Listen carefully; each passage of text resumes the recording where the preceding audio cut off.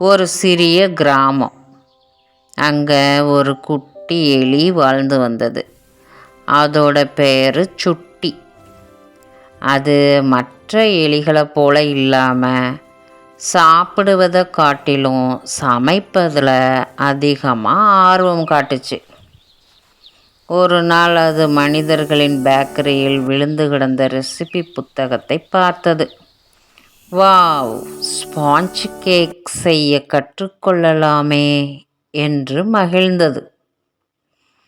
அடுத்த நாள் முதல் சுட்டி எலி தினமும் முயற்சி செய்ய ஆரம்பித்தது. முதல் நாள் கேக்கு கருகியது. 2ஆம் நாள் உப்பு அதிகம். 3ஆம் நாள் கேக் கல்லை போல் கடினமாக இருந்தது. அதை கண்ட மற்ற எலிகள் சிரித்தன. உன்னால் கேக்கு விற்க முடியாது அப்படின்னு கேலி செஞ்சாங்க. ஆனால் சுட்டி எலி மனசை விடலை.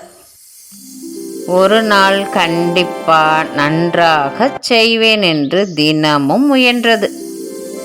இறுதியாக ஒரு நாள் மென்மையான வாசனை வரும் ஸ்பாஞ்ச் கேக் தயாரானது. அதை சிறிய துண்டுகளாக வெட்டி காட்டில் ஒரு சிறிய கடை வைத்தது. முதலில் யாரும் வாங்கவில்லை. அப்பொழுது ஒரு பசித்த அணில் வந்தது. ஒரு துண்டு சாப்பிட்டதும் அடடா, ரொம்ப சுவை என்று சொன்னது. சில நேரத்தில் எல்லா விலங்குகளும் வந்து கேக்கை வாங்கின. சுட்டி எலியின் கடை ஹிட்டானது.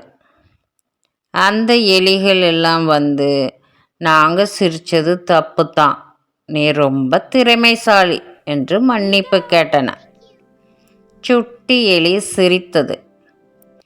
சிரித்ததால் நான் நிறுத்தலை, அதனால தான் எனக்கு வெற்றி கிடைச்சது என்றது. தொடர்ந்து முயற்சி செய்தால் வெற்றி நிச்சயம். இந்த கதைக்கு ஒரு லைக் கொடுங்க, ஷேர் பண்ணுங்கள், கமெண்ட் பண்ணுங்கள், சப்ஸ்கிரைப் பண்ணி சப்போர்ட் பண்ணுங்கள். தேங்க்ஸ் ஃபார் வாட்சிங்.